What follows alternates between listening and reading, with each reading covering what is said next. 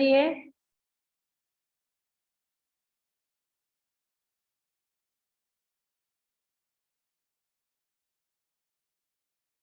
પ્રશ્નો બધાને મળી ગયા છે, તો પ્રશ્ન શરૂ કરીએ આપણે. તમે કહો પ્રશ્ન, અને ગોલને પહેલાથી ભણાવ્યું છે. તો પહેલો પ્રશ્ન છે કે you have been given the meaning, આપણે સ્ટાન્ઝાનો મીનિંગ આપ્યું છે, તો તમને કહેવાનું હતું કે કલ્યાણ મંદિરમાંથી છે કે ભક્તામૃત સ્તોત્રમાંથી છે, અને કયું સ્ટાન્ઝામાંથી છે, કઈ લાઈનમાં એ છે, એ જે મીનિંગ કે છે, અને વેધર કલ્યાણ મંદિરમાં છે કે ભક્તામૃત સ્તોત્ર. So પહેલું હતું a drop of water gains the look of a pearl. કીર્તિ. મથેણ વંદામી સાધનાજી મહારાજ. ભક્તામૃત સ્તોત્ર 8મો શ્લોક ને મુક્તા ફલ દ્યુતિ મુપૈતિ અનુદ બિંદુ. સરસ, very nice, very nice. Next, Bharatbhai, those with a body, their sins are destroyed. મથેણ વંદામી સાધનાજી મહારાજ. ભક્તામૃત સ્તોત્ર શ્લોક 7મો. લાઈન બોલો. સોરી, લાઈન મને એક જ સેકન્ડ.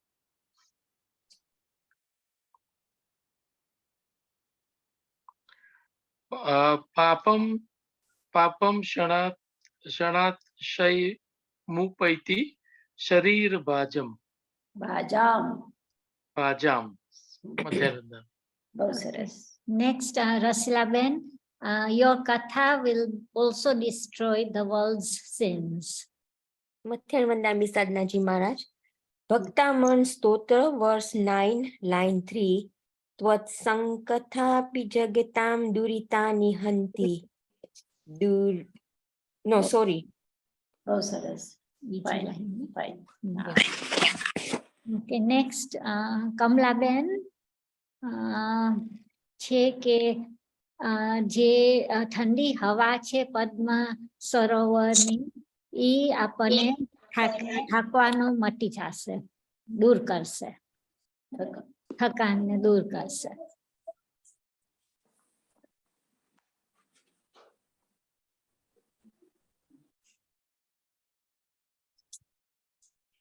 કમલાબેન.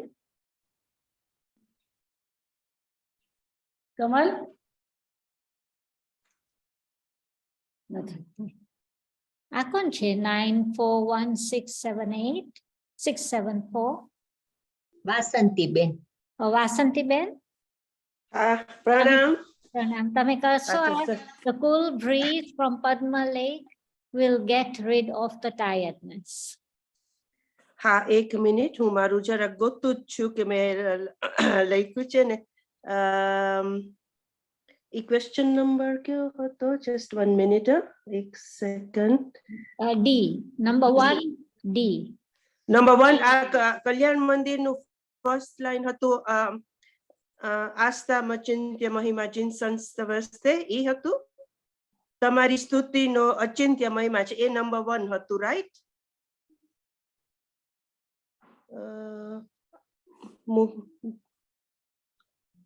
એક મિનિટ, મારી પાસે છે તો ખરી લખેલું, પદ્મ સરોવરનું તમે મને કહ્યું ને. હું ક્વેશ્ચન જ ગોતી લઉં જરાક, સોરી. વાંધો ને, પાછા આવશો અમે તમારાનો ભાવની. ઓકે, હા, પછી બીજું આન્સર કરજો. ભાવની બેન. હા, મથેણ વંદામી. કલ્યાણ મંદિર 7મો શ્લોક 4th લાઈન. પ્રણાતિ પદ્મ સરસ સરસો નિલોપી. પ્રીણાતિ. પ્રીણાતિ. પ્રીણાતિ. પ્રીણાતિ પદ્મ સરસો સરસો નિલોપી. હા, સર એક જગ્યા છે સરસઃ, વિસર્ગ છે. પ્રીણાતિ પ્રીણાતિ પદ્મ સરસઃ પછી છે સરસો નિલોપી. Ravina Ben next, which is when you reside in my heart, the bondage of karmas loosen. મથેર મંદામી સાધનાજી મહારાજ રદ્વર્તિની ત્વયી વિભો શિથિલી ભવંતી. આખું બોલવાનું. I've just joined, sorry. બરોબર છે, એકદમ સરસ છે. હા. એકદમ.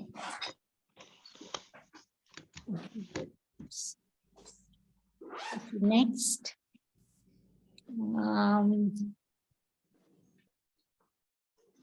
હવે છે 9th stanza of Kalyan Mandir. Goswami છે, ચોર ને પશુ, ને બીજી બાજુ છે પ્રભુ, ઉપદ્રવ અને મનુષ્ય. તો મેચ કરવાનું છે one against the other. Bharatbhai. મથેણ વંદામી સાધનાજી મહારાજ. હાજી, મને આ ક્વેશ્ચન એટલે બહુ ખ્યાલ નતો આવતો, પણ મેં એમ કર્યું છે કે મેચ કરવાનું જ્યાં છે, તો જ્યાં ગોવાળ છે એને એ પ્રભુની ઉપમા છે, એટલે એ સૂર્ય કે એટલે પ્રભુની ઉપમા એને સૂર્ય અને રાજાની જેમ આપી છે. જે ચોર છે એ ઉપદ્રવ છે, અને જ્યાં આગળ પશુની સામે મનુષ્ય છે. મને બહુ એટલો બધો ખ્યાલ નતો આવતો આમાં. હા, તો બીજાને પૂછું કે બીજા શું પૂછે, એમ જ છે કે બીજું છે?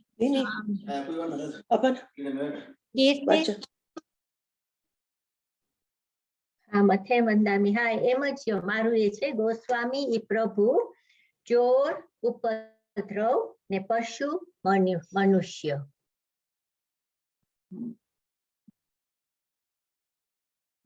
બીના. હા, મથેર મંદામી સાધના છે, એમ જ છે મારું બી.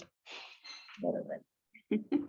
સાધનાજી મહારાજ, હા મેં હા. એવી રીતે લખ્યું હતું, પછી પાછું વાંચ્યું ને તો મને થયું કે જેવી રીતે લખ્યું છે ને, તો પશુઓ ઉપદ્રવ છે અને ચોરો મનુષ્યની જેમ છે. હવે કદાચ મારી સમજણ ખોટી હશે, પણ એમ લખ્યું છે ને કે તેજવાળા સૂર્ય રાજા કે ગોપાળને માત્ર જોવાથી જ નાશી જતમ ચોરો વડે પશુઓ ગાયો મૂકી દેવાય છે. એટલે ગાયો પશુઓ મૂકી દેવાય છે ને, એટલે મને થયું કે એ ઉપદ્રવ હશે. આ ગોસ્વામી જે છે એ ભગવાન છે, પ્રભુ હા, છે. એ ભગવાન છે. હા એ તો બરોબર છે. હા. હવે એ જે ગોસ્વામી એટલે ગાયોનો જે માલિક છે, એની ગાયો છે પશુ, અને એ પશુઓને કોણ લઈ જાય છે? ચોર લઈ જાય છે. હવે અહીંયા મનુષ્ય છે, મનુષ્યને કોણ તકલીફ આપે છે? ઉપદ્રવ તકલીફ આપે છે. તો ઉપદ્રવ શું છે? ચોર છે. ઉપદ્રવ અહીંયા ચોર છે કે મનુષ્યને એ તકલીફ આપે છે. તો જેવા પ્રભુ આવે છે એવા આ ઉપદ્રવો બધા નષ્ટ થઈ જાય છે. ઉપદ્રવો બધા નષ્ટ થઈ જાય છે. તો પશુની જગ્યા છે આ મનુષ્ય. બરોબર. મનુષ્યને છોડીને ઉપદ્રવ વયા જાય છે, પશુને છોડીને ચોર વયા જાય છે. કોને જોઈને? ગોસ્વામીને જોઈને. અને અહીંયા મનુષ્ય જ્યારે પ્રભુને જુએ છે તો શું થાય છે? ઉપદ્રવ બધા નષ્ટ થઈ જાય છે. એકદમ સેમ ટુ સેમ નથી બેસતું, પણ આવી રીતે છે. ઠીક. હવે બીજો પ્રશ્ન. બીજો પ્રશ્ન છે કે બધા શબ્દોનું મીનિંગ. સો પેલું છે અંગ્રી પદ્મમ.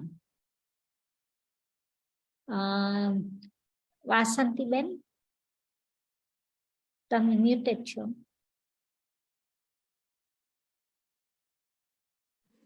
Okay, fine. Kalyan Mandir પેલી ગાથા અને ચરણ કમળ ને એનો મીનિંગ. સરસ સરસ. હા, નેક્સ્ટ છે સ્મય. ઘરમાં રશ્મિ. ઘરમાં રશ્મિ. નેક્સ્ટ રસીલાબેન. કલ્યાણ મંદિરની વર્સ 3 માં છે એટલે સૂર્યના ઘરમાં રશ્મિ. બરોબર. પછી છે નેક્સ્ટ ભાવનીબેન વાંગમય. કલ્યાણ ભક્તામૃત સ્તોત્ર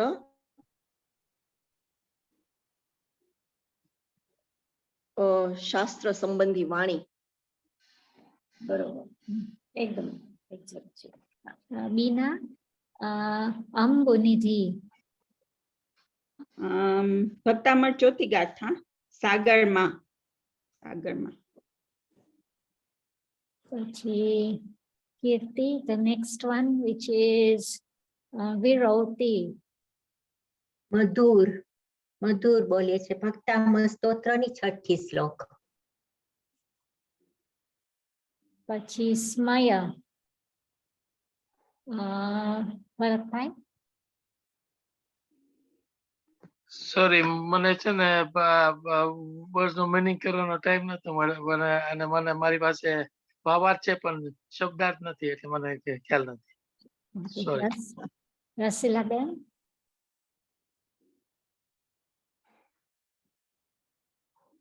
કલ્યાણ મંદિરની બીજી ગાથામાં છે કમઠ સ્મય છે ને એનો અર્થ ગર્વનો નાશ કરવો. નેક્સ્ટ સાધનાજી મહારાજ સોરી, સાંભળો. આમાં સ્મયનો મીનિંગ અભિમાન આવે. હા હા, અભિમાન. બરોબર. અથવા અહંકાર બી થાય. હા, અહંકાર અભિમાન એક જ છે. તો મેં ખોટું બોલ્યું? ગર્વનો એ હા, ગર્વ અભિમાન બધું સરખું જ છે ને? બધું એક જ છે. Okay. સિનોનિમસ. Bina, next one. Oops, sorry. Next one, which is Adhisha. કલ્યાણ મંદિર ત્રીજી ગાથા સમર્થ કેપેબિલિટી. એ ગાથા નહીં કહેવાનું, ગાથા શાસ્ત્રની સોરી શ્લોક શ્લોક કહેવાનું. શ્લોક ત્રીજી. હા. એનો meaning પાછું. સમર્થ કેપેબલ. હા, અધિશા સમર્થ. સમર્થ સંભળાય છે? સમર્થ. સમર્થ સમર્થ. સમર્થ એટલે capable. Capable. Next. Sorry Sadhanaji Maharaj, I think મેં એનો મીનિંગ કદાચ ખોટો લખ્યો હશે. મને એમ થયું ઈ ઓલું છે સંબોધન, એટલે હે પ્રભુ, મને એમ થયું કે એવું આવે. એક છે અધીશ અને પછી છે અધીશા. તો અધીશ એટલે પ્રભુનો સંબોધન છે કે હે સમર્થ ભગવાન, હું કેવી રીતે સમર્થ થઈ શકું છું તમારી સ્તુતિ કરવા માટે. તો અધીશા આ બહુવચન છે, ભક્તો માટે છે, અને અધીશ એક વચન છે, એ સંબોધન છે પ્રભુ માટે. Okay. Okay. Kirti, next. Vigata Trapoham. સંકોચ છોડીને હું તમારી સ્તુતિ કરવા તૈયાર થયો છું. ભક્તામૃત સ્તોત્ર ત્રીજી શ્લોક. ઠીક છે. Next, Bhavniben. Abhyeti. ભક્તામૃત સ્તોત્ર પાંચમો શ્લોક નથી થતો. હા, સામે જાય છે. મેં એવું લખ્યું છે નથી થતો. હિરણ શેરના લાયનના સામે જાય છે.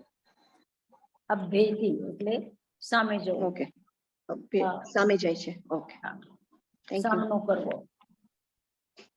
આપણે એમાં જે ગાથામાં નભ્યેથી લખ્યું છે એનામાં નથી જાતા ને, આમાં અભ્યેથી એટલે સામે જાય છે.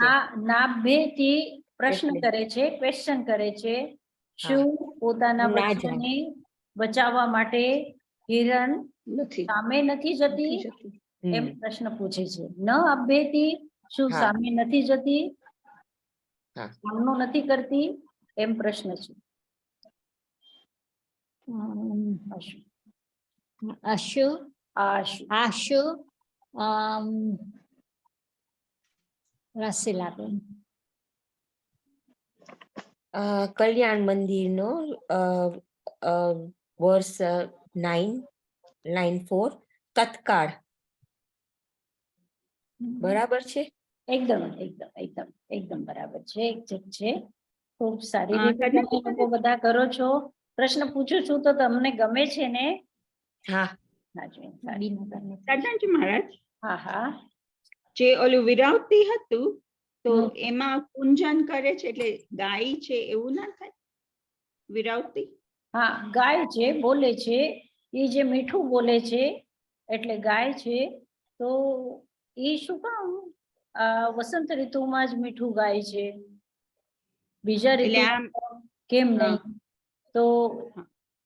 એનો એકમાત્ર કારણ છે કે આંબાની મોહર. એ એટલે કેટલી કીધું કે મધુર મધુર થાય કે આ ગાય છે એમ થાય, શું થાય? વિરાવતી મધુર ગાય છે, મધુર ગાય છે. મને મધુરમ વિરાવતી. હા, મધુરમ વિરોધી, મધુર ગાય છે. વિરોધી ગાય. એટલે ગાય છે. બરોબર. હા, મેં ખ્યાલ ના આપ્યો એને. મને એમ લાગ્યું કે મધુર ગાય છે એમ કીધું. અને જે આમ, અંશુ છે એ સૂર્યના રેઝ. અંશુ એટલે સૂર્યના રેસ અને આશુ એટલે જલ્દી, ત્વરિત. ભક્તામાં સોરી સાધનાજી મહારાજ, એમાં મેં લખ્યું છે ભક્તામાં સ્તોત્રનું 7મો શ્લોક આશુમાં. ને મેં બીકોઝ એમાં જે ઓલો 7મો શ્લોકમાં ઓલું છે ને, આક્રાંત લોક કમલી નીલમ શેષ માશુ, તો માશુ એનું મેં આશુ કર્યું હતું. ને પછી મેં લખ્યું શીઘ્ર. એ હા, બરાબર છે? એકદમ બરોબર છે, એકદમ બરોબર છે. અને એટલે વિરોધીનો તમે કરેક્ટ કરી લેજો. જો મધુર કીધું છે તો ગાય છે. વિરોધી બોલે એટલે છે ના લખાય, ગાય છે. હા, ગાય છે, બોલે છે, જે પણ. એટલે મધુર મેં લખ્યું, મધુર બોલે છે, તો એમાં ગાય છે જ લખવાનું. ગાય છે. હા. ઓકે, તો થેન્ક યુ. ટવકા કરે છે એવું લખાય? ટવકા કરે છે. એ ટવકા તો મોર કરે અને આ છે કોયલ. કોયલ તો પંચમ સ્વરમાં ગાતી હોય છે. એ કોયલનું ગાયન કહેવાય અને મયુરનું ટહુકા કહેવાય. Thank you.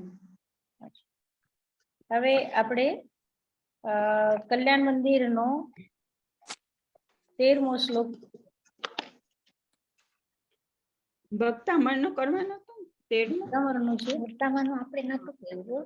ભક્તામણ. કલ્યાણ મંદિરનું આપણે ભક્તામરનું 13મું કર્યું હતું ને?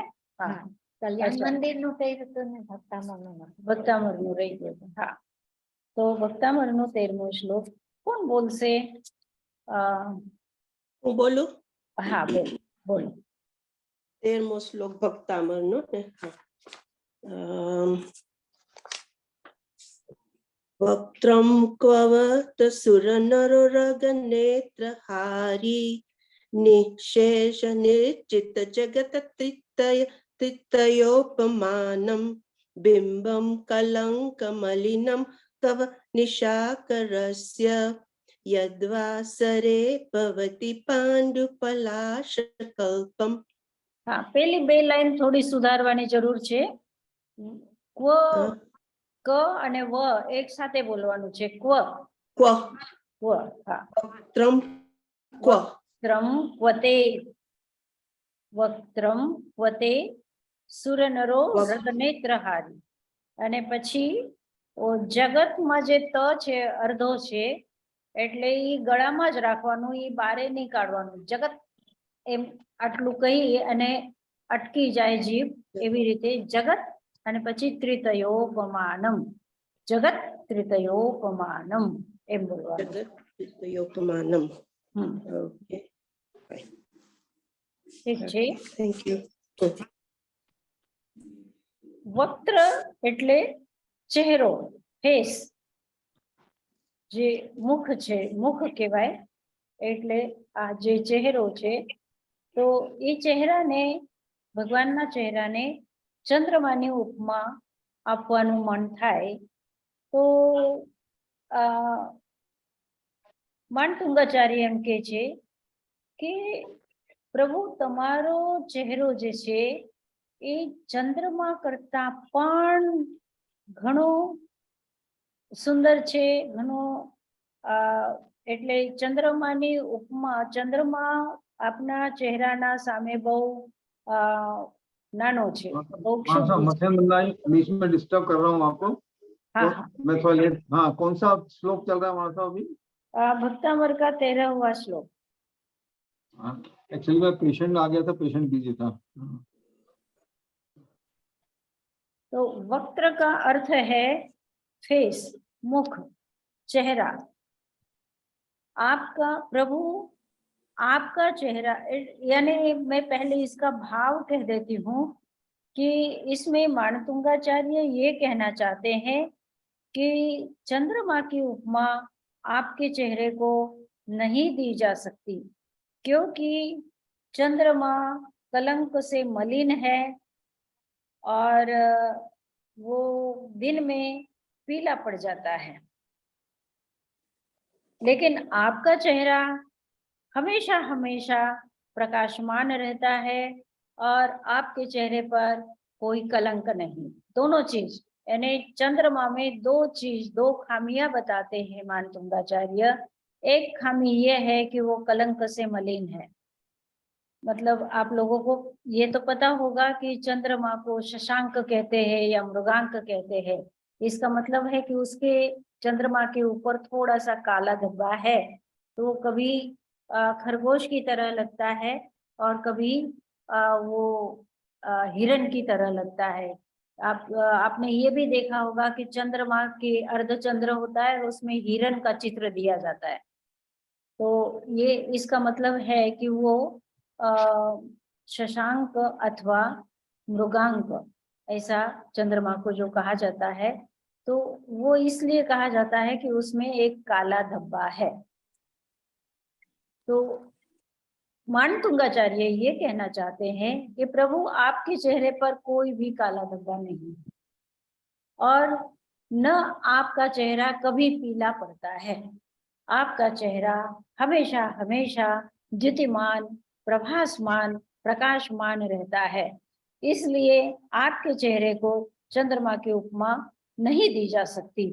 उसी बात को यहाँ पर इस श्लोक में कहा गया है।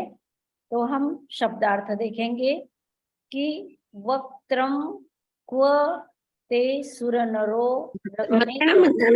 साधना जी महाराज साहेब, અવાજ વચ્ચે વચ્ચે કપાય છે, પૂરું આવતું નથી.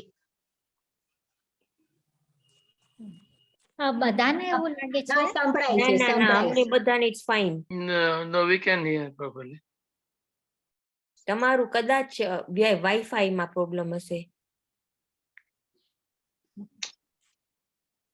हाँ, तो प्रभु आपका जो चेहरा है वो सुर, नर, उरग, नेत्रहारी, यानी ये एक प्रथा रही है भारतवर्ष की कि 3 लोक कहे जाते हैं। एक है मनुष्य लोक, दूसरा है देवलोक, ये तो सबको मालूम ही है। लेकिन जो पाताल लोक है वहाँ की प्रजा को उरग कहा जाता है। मतलब उरग का मतलब पाताल लोक के निवासी। तो उन सब को प्रभु आपका चेहरा नेत्रहर लगता है, मतलब मनोहर लगता है। मतलब उनके नेत्रों को आपका चेहरा हरण कर लेता है, अर्थात आपका चेहरा इतना सुंदर है कि तीनों लोगों के, मनुष्यों को, देवों को और पाताल लोगों को भी आपका चेहरा सुंदर लगता है।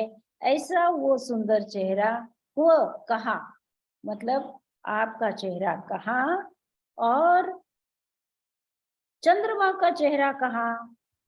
फिर पहले दूसरी लाइन में जो कहा है वो प्रभु के चेहरे की और विशेषताएं बताता है कि निशेष निर्जित जगत त्रितयोपमानम। आपका चेहरा ब्रिलियंट है, प्रभासमान है। कैसे प्रभासमान है कि उसने अपनी चमक से, अपनी प्रभा से संसार के जितने भी चमकदार पदार्थ है, प्रभासमान पदार्थ है, ज्योतिषमान पदार्थ है, उन सबको निर्जित यानी जीत लिया है। अर्थात सभी जितने भी प्रकाशमान पदार्थ है वो सारे के सारे नीचे रह जाते हैं और आपका चेहरा प्रभु ऊपर आता है। अर्थात उन सारी दीप्तियों से, सारी प्रकाशमान चीजों से भी अधिक प्रकाशमान है आपका चेहरा। निशेष मतलब कोई भी शेष नहीं रहता है। निशेष यानी अखिल पूर्ण, निर्जित जीत लिया है। किसको? जगत त्रितयोपमानम, जगत की तीनों जगत की उपमाओं को, तीनों जगत में जितनी भी उपमाएं दी जा सकती है, जितने भी प्रभासमान पदार्थ है, उन सारे उपमानों को जिसने जीत लिया है, ऐसा प्रभु आपका चेहरा कहाँ। और बिंबम कलंक मलिनम व निशाकरस्य, निशाकर कहते हैं चंद्रमा को, दिवाकर कहते हैं सूर्य को और निशाकर कहते हैं चंद्रमा को। निशाकरस्य यानी चंद्रमा के, बिंबम चंद्रमा का बिंब, कलंक मलिनम व कलंक से युक्त चंद्रमा का चेहरा कहाँ और कहाँ आपका चेहरा प्रभु।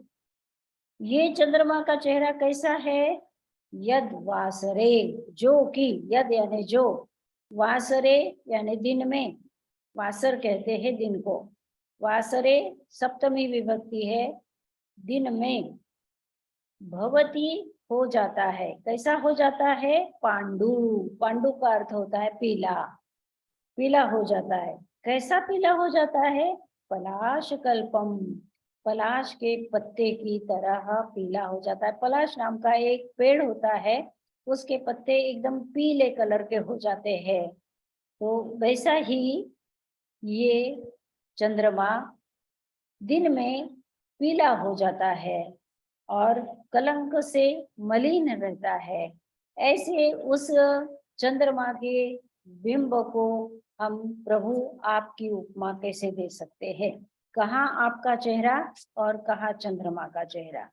कहाँ आपका चेहरा है जो इतना प्रभासमान है और कहाँ चंद्रमा का चेहरा है जो दिन में पीला पड़ जाता है और कलंक से मलिन है।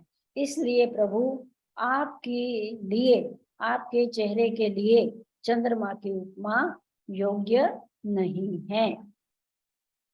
ठीक, अब 14वां श्लोक।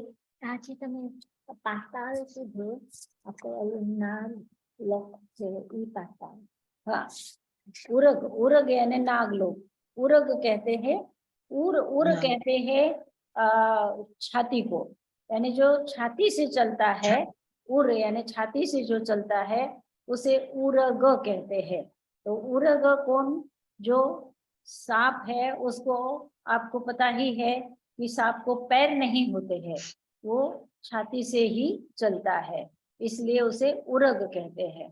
तो पाताल लोक अर्थात नागलोक, दूसरा शब्द नागलोक, पाताल लोक को नागलोक भी कहा जाता है। तो उरग यानी नाग, नाग ये एक ऐसा भी है कि कुछ सांपों को, मतलब चेहरा तो मनुष्य का होता है, किसी स्त्री का चेहरा या किसी पुरुष का चेहरा, और शरीर उसका नाग जैसा होता है। ऐसे भी कुछ प्राणी होते हैं इस संसार में, तो उन लोगों को नागलोक कहा है। मतलब उनमें भी चेतना होती है, उनका भी मन होता है, उनका भी हृदय होता है, वो भी प्रभु को देख सकते हैं और प्रभु के चेहरे को देख करके खुश हो सकते हैं। તો સાધનાજી મહારાજ આપણે 3 લોક કહીએ, એ આ 3 લોક હોય, દેવ, મનુષ્ય અને નાગલોક. હા, તો એવી ઘણી રીતે સ્થિતિ આ સંસારમાં જે નરકલોક ના હોય. બીજા ધર્મો છે એ લોકો એવી રીતે માને છે, એ ધર્મને એ લોકોના ધર્મની જે માન્યતાઓ છે લગભગ લોક માન્યતાઓ આપણા શાસ્ત્રોમાં આવી જાય છે। લોક તો માન્યતા આપણામાં નરકલોક નાખીએ કે હા, હા, એ દેવ નરક મનુષ્ય ગતિ છે, એ નરક લોક એ અલગ છે, અને આ પાતાળ લોક એટલે ધરતીના અંદરમાં, હા અને ઓકે હા, નરક જે છે એ ધરતીથી અલગ છે। હા ધરતી હા, ધરતીથી અલગ છે નીચે, અને આ ધરતીના જેવી રીતે કૂવો ખોદાય છે કે કંઈ પણ ખોદાય તો એમાંથી નાગ નીકળી આવે છે, હા સાપ નીકળી આવે છે મોટા મોટા, તો એને નાગલોક કહેવાય છે। આ લોક માન્યતા છે। Okay thank you. हाँ, 14वां श्लोक कौन बोलेगा? 14वां श्लोक કોણ બોલે છે? કમલાબેન, કમલાબેન સંભળાતો નથી। कमल बोलू छू। हाँ, बोलो बोलो। हाँ, 14वां श्लोक वो जो आया हूँ के रूप में आया है क्या? પ્રશ્ન છે। શું? वो या अपने के रूप में आया है क्या? નથી સંભળાતો તમારા वो इंटरनेट का अर्थ क्या? का अर्थ क्या है? वो यानी कहाँ, आपका चेहरा कहाँ और चंद्रमा का चेहरा कहाँ, मतलब प्रश्न है, प्रश्न है कि आपका ओके। चेहरा इतना दीप्तिमान वो कहाँ और वो चंद्रमा का चेहरा कहाँ। ठीक, ओके थैंक यू। 14वां श्लोक कौन बोलेगा? भरत भाई बोलो। હાજી હાજી हाँ, સર बोलो। મતેનો નામે સાધનાજી। अच्छा, बोलो बोलो, आप बोलो।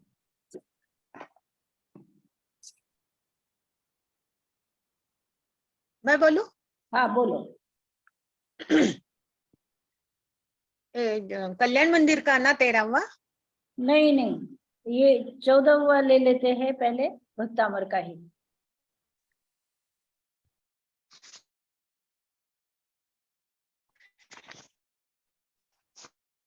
मैं बोलूं?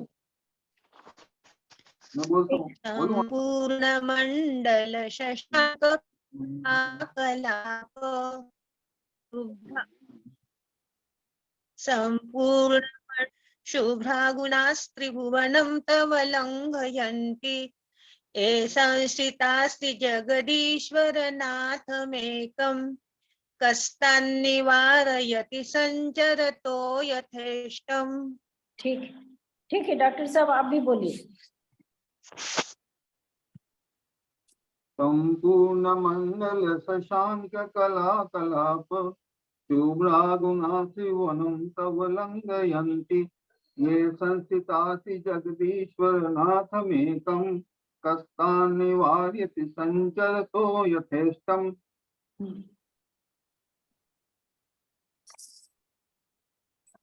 अब इस श्लोक में भगवान के लिए एक बहुत ही सुंदर बात कही है, यानी प्रभु के गुण है, वे गुण सर्वत्र व्याप्त हो गए हैं।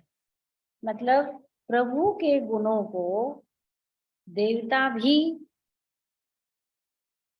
मानते हैं, मनुष्य लोक में भी प्रभु के गुणों को सम्मान दिया जाता है, माना जाता है। मतलब मनुष्य लोक में भी प्रभु के गुण फैले हुए हैं और पाताल लोक में भी प्रभु के गुण फैले हुए हैं।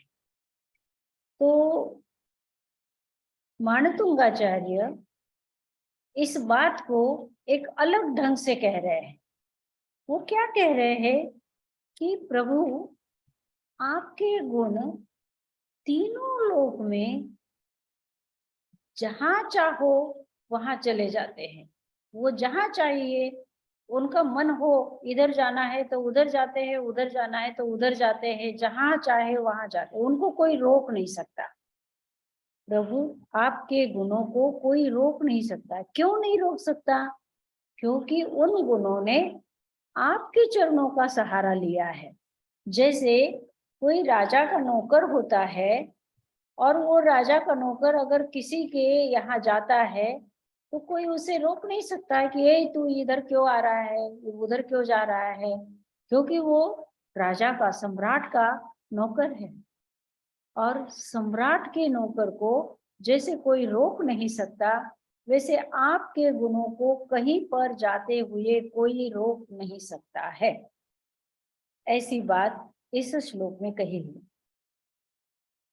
संपूर्ण मंडल शशांक कला कलाप, यानी जैसे पूर्ण चंद्र होता है, संपूर्ण मंडल मतलब संपूर्ण मंडल शशांक, शशांक यहाँ शब्द आया है शशांक चंद्रमा के लिए, कि चंद्रमा का जो पूर्ण मंडल है अर्थात पूर्ण चंद्र जो है वो उसकी जो चांदनी है, प्रभा है, यानी चंद्रमा की जो प्रभा है वो कैसे सर्वत्र फैल जाती है, सर्वत्र पृथ्वी पर फैल जाती है। ऐसी चांदनी की तरह शुभ्र आपके जो गुण है, तव शुभ्रा गुणा, दूसरी लाइन में है प्रभु तुम्हारे जो चांदनी की तरह शुभ्र गुण है वे क्या है? त्रिभुवनम लंघयंती,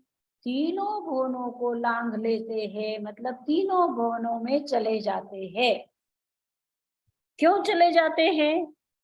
तो उसका उत्तर दे रहे हैं, ये संश्रिता त्रिजगदीश्वर नाथमेकम, जिन्होंने तीनों जगत के ईश्वर एकमात्र नाथ जो आप है, आपके आश्रिता, आपके वे संश्रिता, आपका उन्होंने संश्रय लिया है, आश्रय लिया है।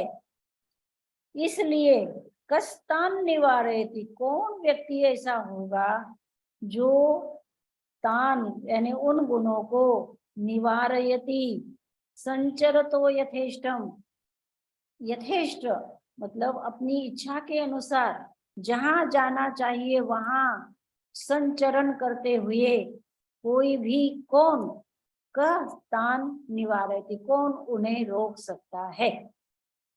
ये बात मतलब प्रभु आपके गुणों को तीनों भुवनों में संचरण करते हुए कौन रोक सकता है, अर्थात कोई नहीं रोक सकता। अर्थात आपके गुण मतलब मानतुंगाचार्य को ये कहना है कि प्रभु आपके गुण तीनों लोकों में गाए जाते हैं।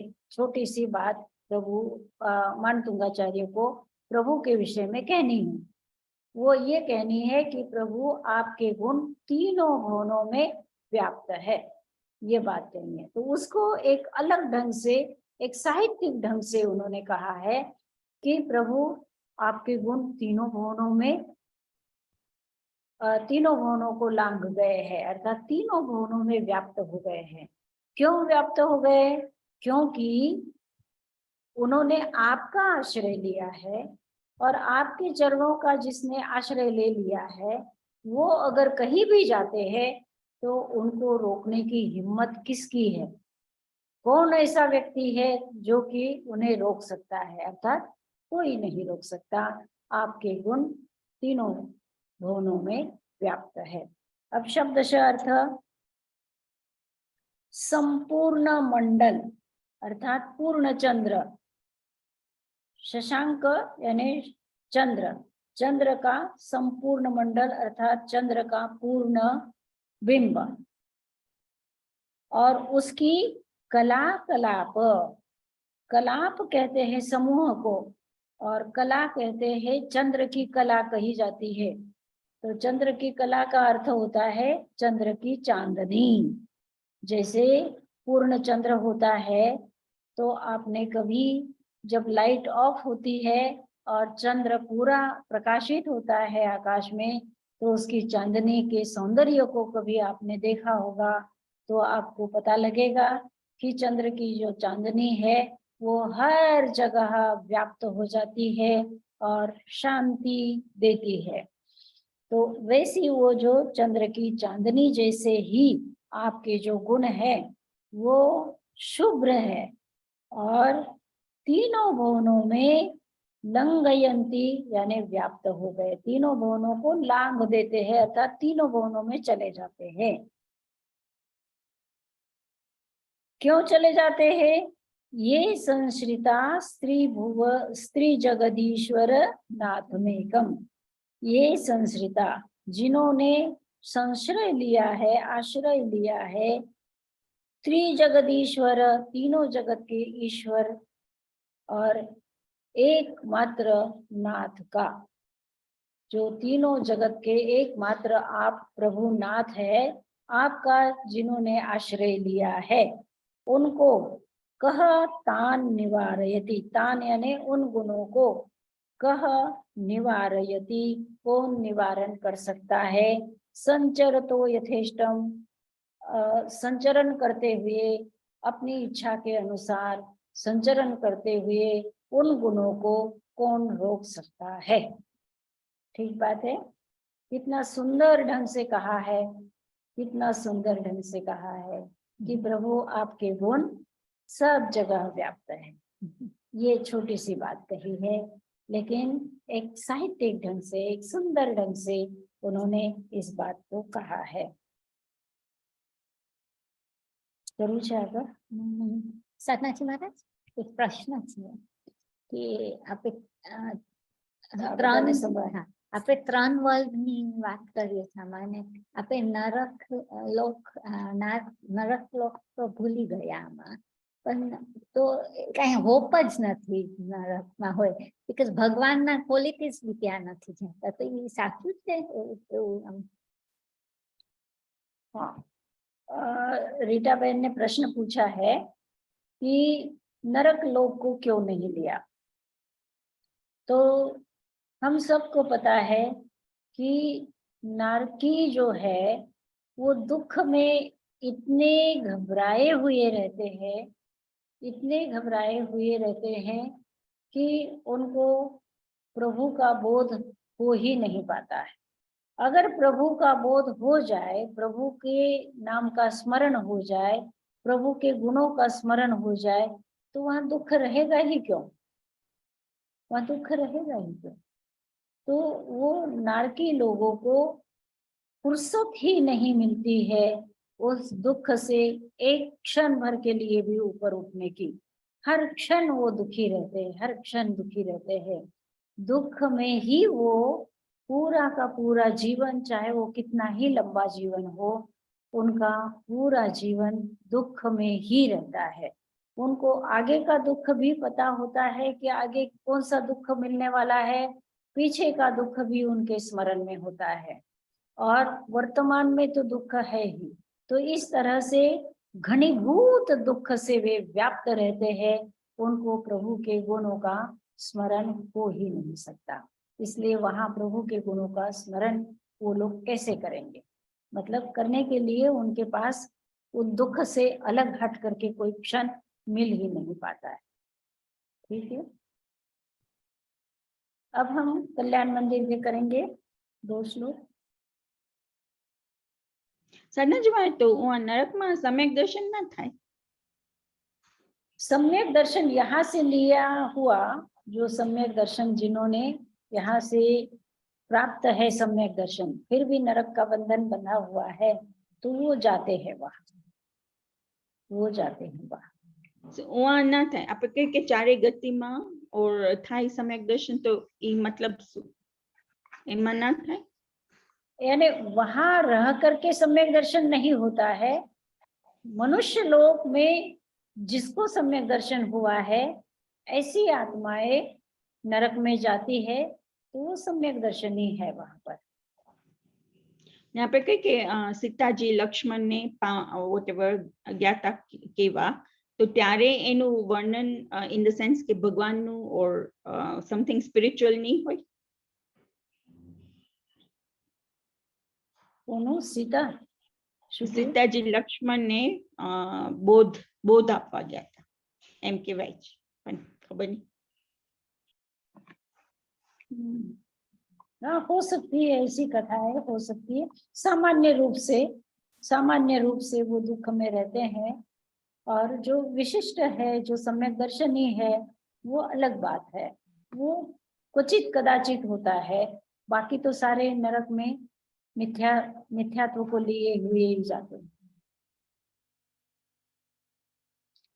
મતન વંદામી સાધનાજી મહારાજ, જેમ આપણે કહે છે ને કે ચારે ગતિમાં થાય, તો જેમ દેવલોકમાંથી કોઈ દેવ આવી એટલે નરકમાં જઈ શકે અને ઈ જો એને બોધ આપે તો એવી શક્યતા છે કે ઈ જીવને સંકેત પામી શકે?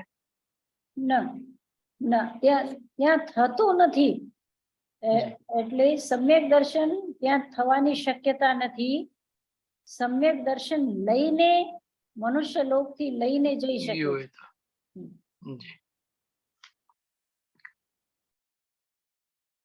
जैसे सैनिक राजा और कृष्ण महाराज सम्यक दर्शन लेके गए हुए हैं वहां पे। हाँ, लेके गए हुए हैं, बात ठीक है, लेके जा सकते हैं, लेकिन वहां सम्यक दर्शन नहीं होता। भगवान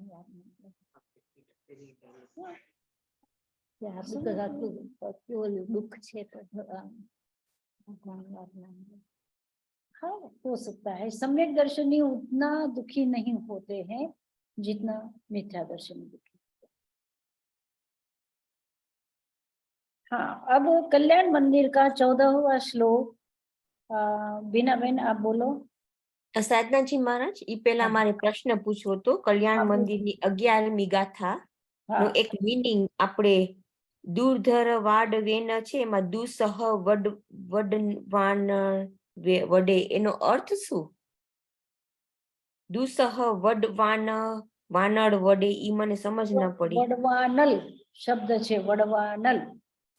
વડવાનલ નો અર્થ છે સમુદ્રની અગ્નિ। અને તમે તમારા ગેસ ઉપર ગરમ પાણી રાખો છો, 1 ગ્લાસ પાણી રાખો છો અને તમે ઉકાળો છો, તો શું તમને પાછો 1 ગ્લાસ પૂરો મળી જાય છે?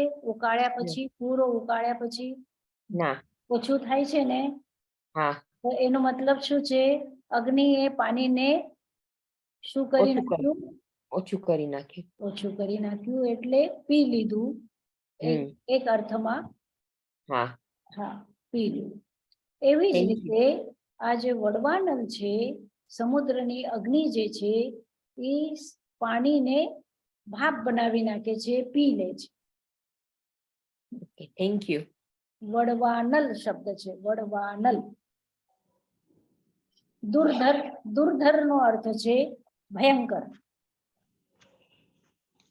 દુર્ધર નો અર્થ ભયંકર, વડવાનલ ભયંકર આગ, સમુદ્રની ભયંકર આગ, એવો અર્થ થાય છે। આમાં દૂરધર વાદ વેના છે, તો વેના વડવાનલ, વડવાનલ से, વડવાનલ થી। હા, બીનાબેન બોલો છો? હા, બોલું। ત્વામ યોગિનો જીન સદા પરમાત્મ રૂપ મન્વેષયંતિ હૃદયાંબુજ કોશદેશે પુતસ્ય નિર્મલ રુચેર્યદિ વા કિમન્ય દક્ષસ્ય સંભવિપદમ નनु कर्णिकाया। हाँ, इसका भाव कह देते हैं पहले। ये कल्याण मंदिर का 14वां श्लोक है। इसका ये भाव है कि प्रभु आपको योगी लोग हृदय में क्यों खोजते हैं? हृदय में खोजने की क्या जरूरत है? कहीं पहाड़ पर, कहीं आकाश में, कहीं समुद्र में, ऐसे क्यों नहीं खोजते हैं? हृदय में क्यों खोजते हैं? योगी लोग आपको हृदय में क्यों खोजते हैं? ये प्रश्न पूछा सिद्धसेन, आचार्य सिद्धसेन ने।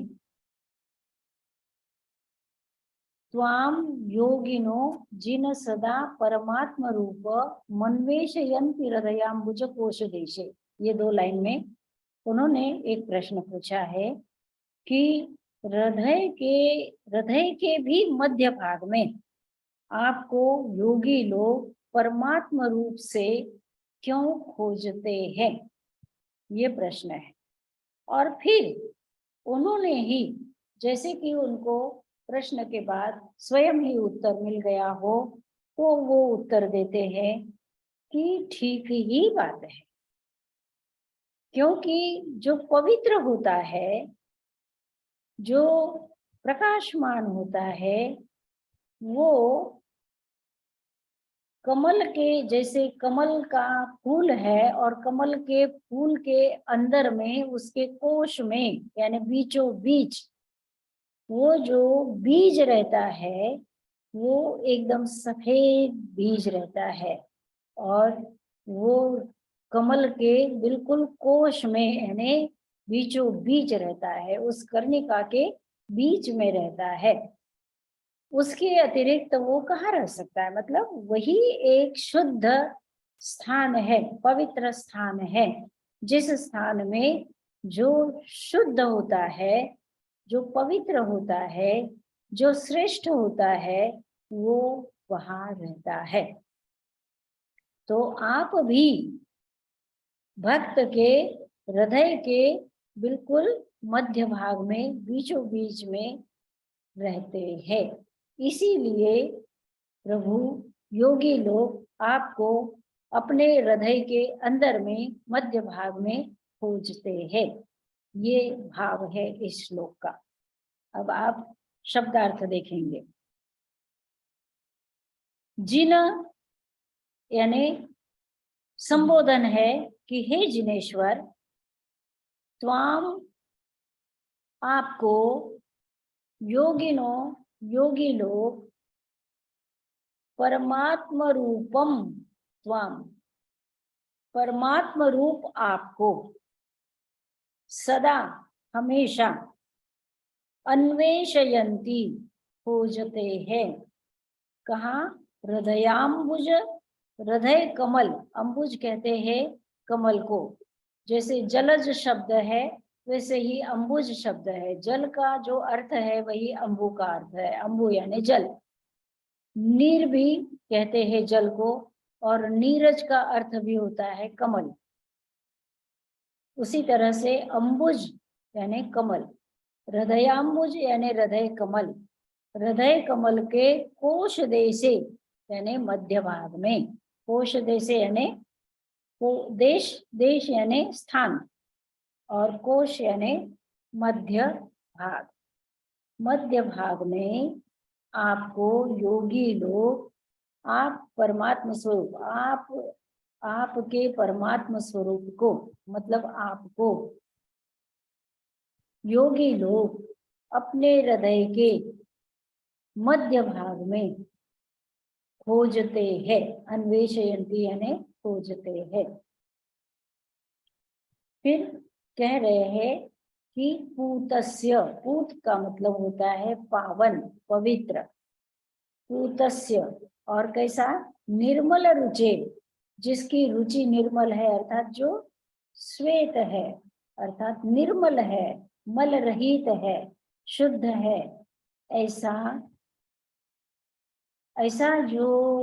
ऐसी जो वस्तु है, ऐसा जो पदार्थ है, वह यदि वह अर्थात यदि वह, इस अर्थ में कह रहे हैं सिद्धसेन दिवाकर कि निश्चित ही अर्थ मुझे इसका मालूम पड़ गया है, इसलिए कह रहे यदि वह।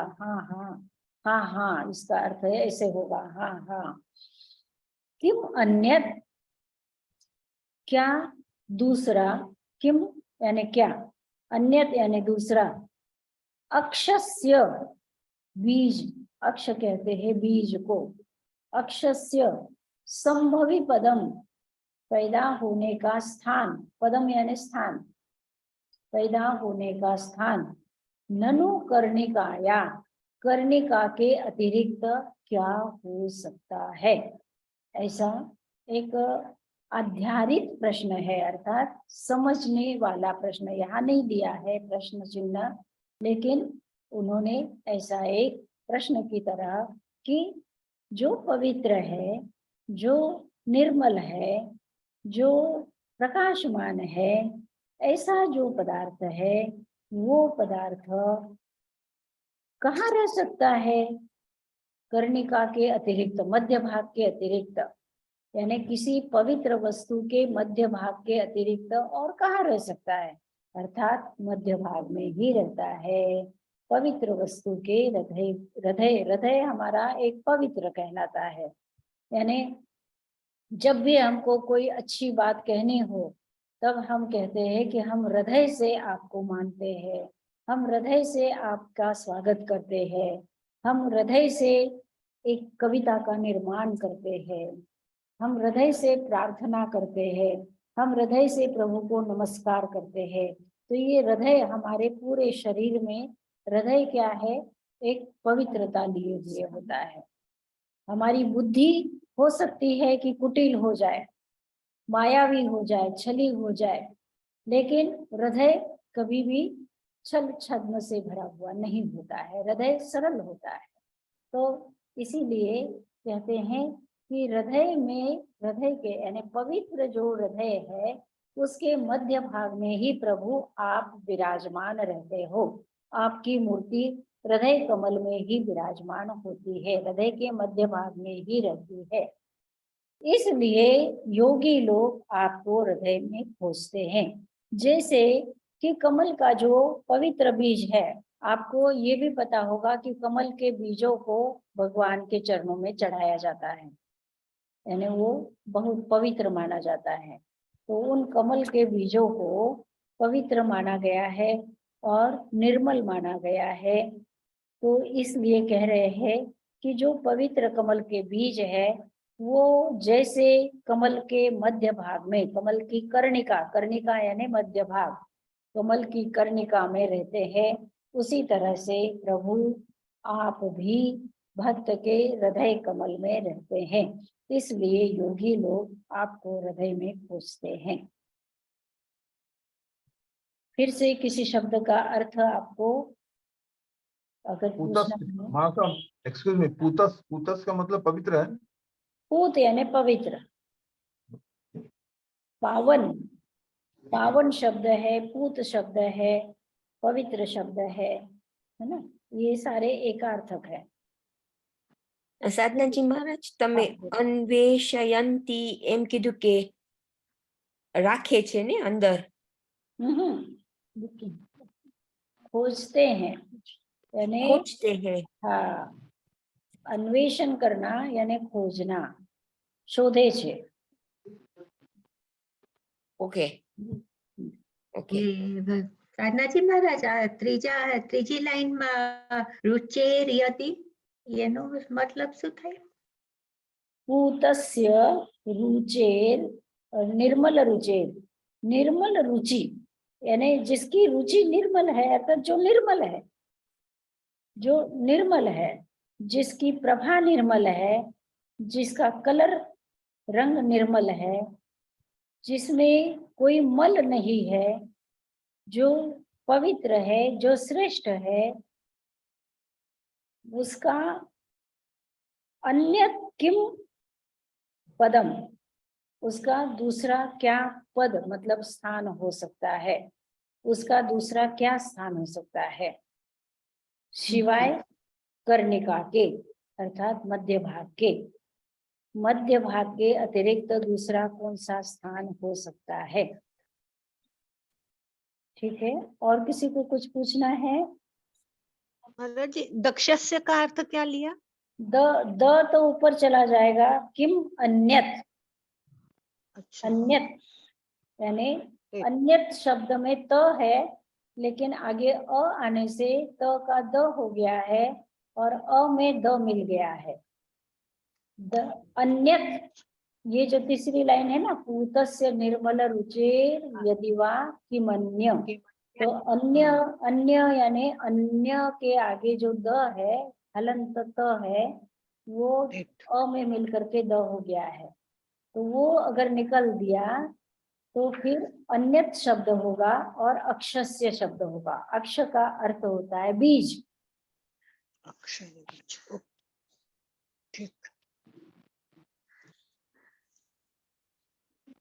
अगला 15वां श्लोक, रसीला बेन।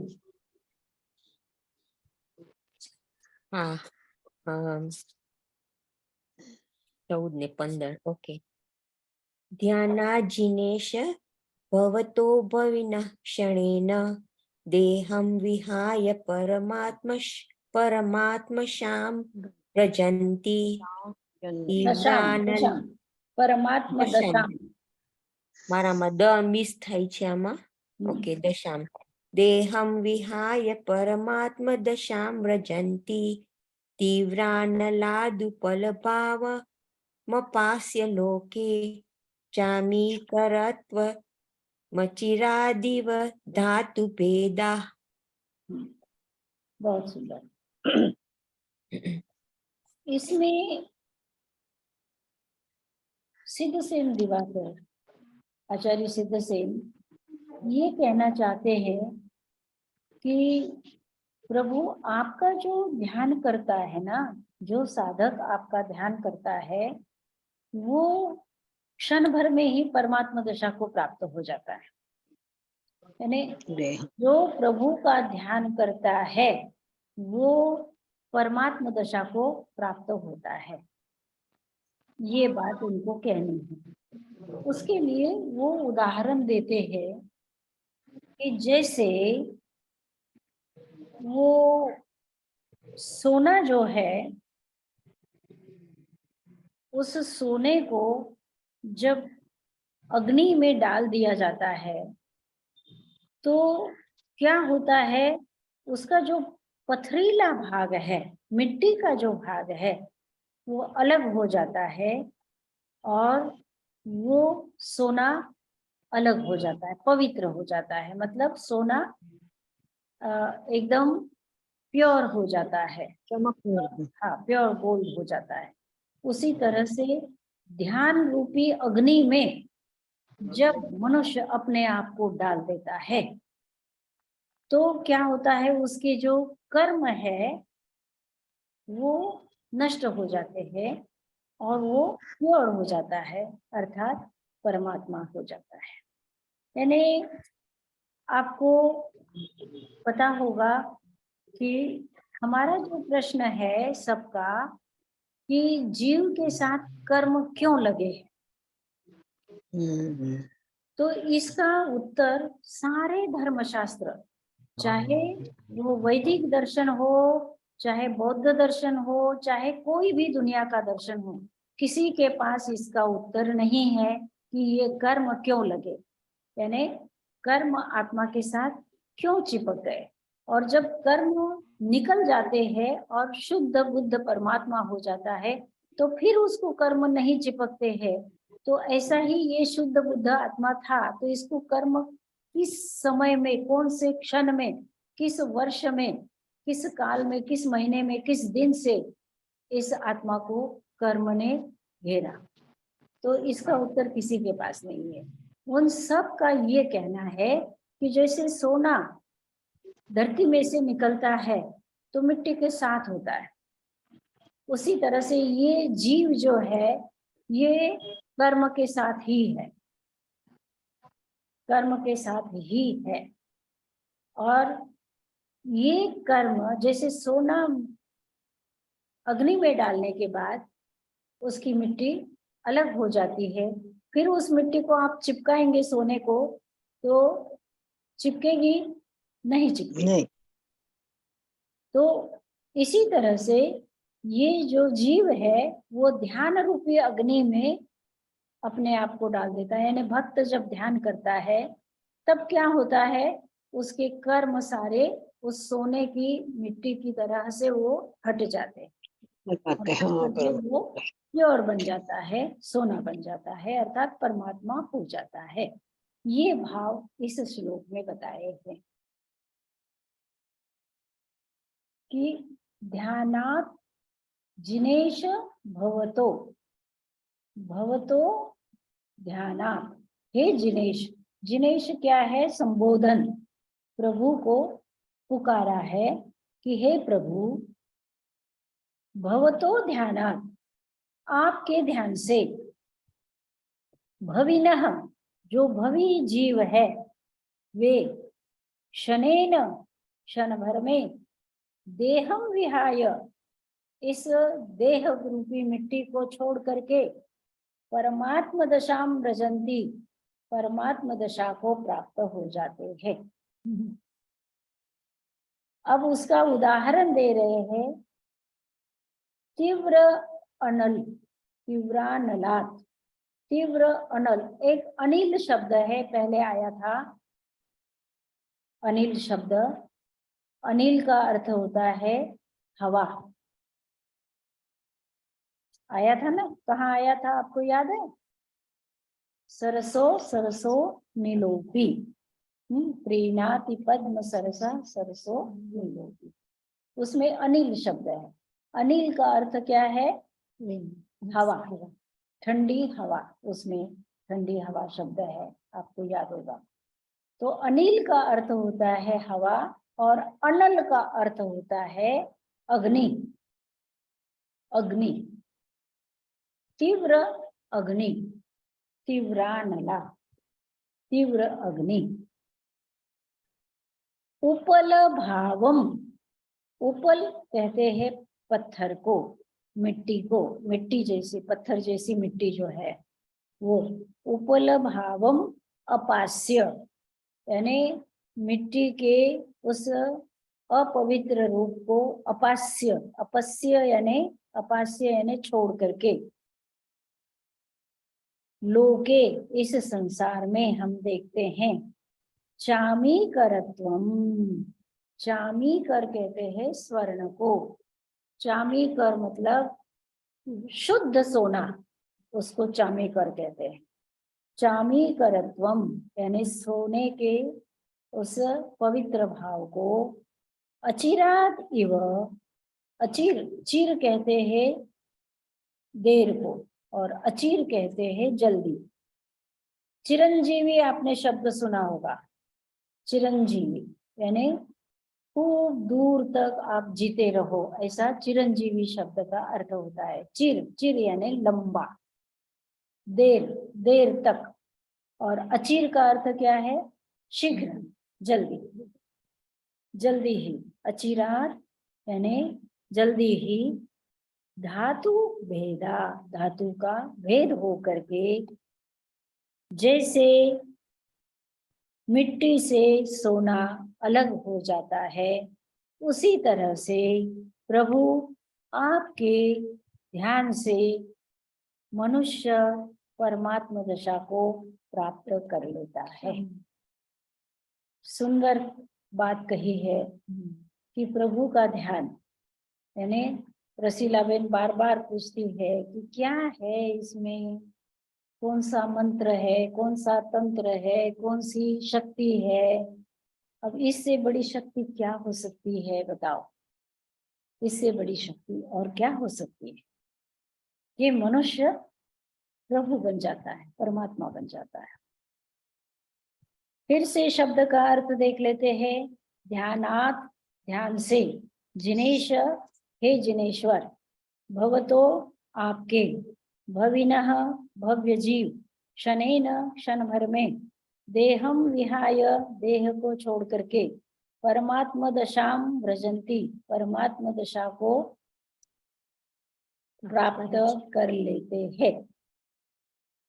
अब तीसरी लाइन, तीव्र अनल, ऐसे दो शब्द है, तीव्र अनल, तीव्र अग्नि से, तीव्रा नलात, नलात दुपल है ना, दुपल, उसमें से द अलग कर दिया, पंचमी विभक्ति है अनलात, यानी अग्नि से, तीव्र अग्नि से, उपल, उपल कहते हैं पत्थर को, उपल कहते हैं पत्थर जैसी मिट्टी, मिट्टी को, यानी उस पत्थर को।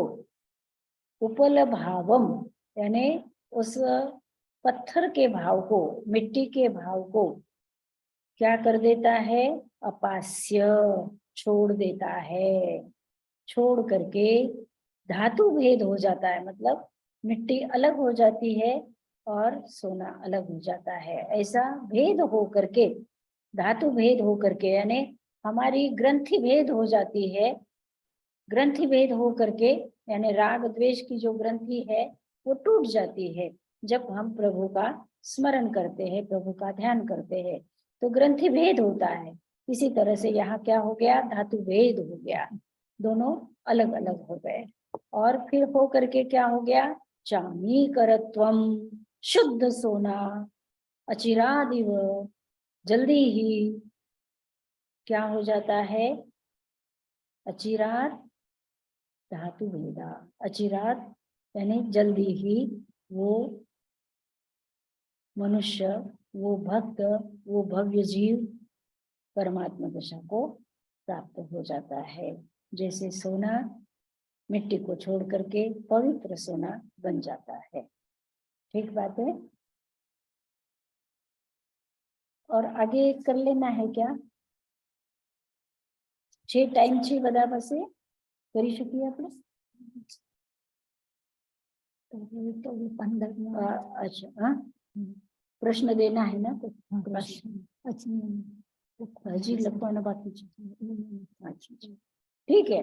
तो आज के प्रश्न बाद में भेज देंगे रीटा बहन आपको, और आपको अगर कोई प्रश्न पूछना हो आप इसको पढ़ते रहिएगा। अभी मतलब 5वां जो प्रश्न पत्र होगा उसमें हम शब्द के अर्थ, श्लोक के अर्थ नहीं पूछेंगे, लेकिन जो आपने समझा है ऐसे प्रश्न पूछेंगे, है ना? जो आपने उसमें से भाव लिया है उन भावों के लिए हम प्रश्न पूछेंगे। ठीक है, तो ये अभी 4था प्रश्न पत्र आपको रीटा बहन भेजेंगे। अभी मंगल पाठ। नमो अरहंतानम, नमो सिद्धानम, नमो आयुर्यानम, नमो अच्छायानम, नमो लोहि सव्वसाहुनम। एसो पंच नमोकारो सव्व पावकणासनो मंगलानं च सव्वेसिं परमं पवै मंगलम्।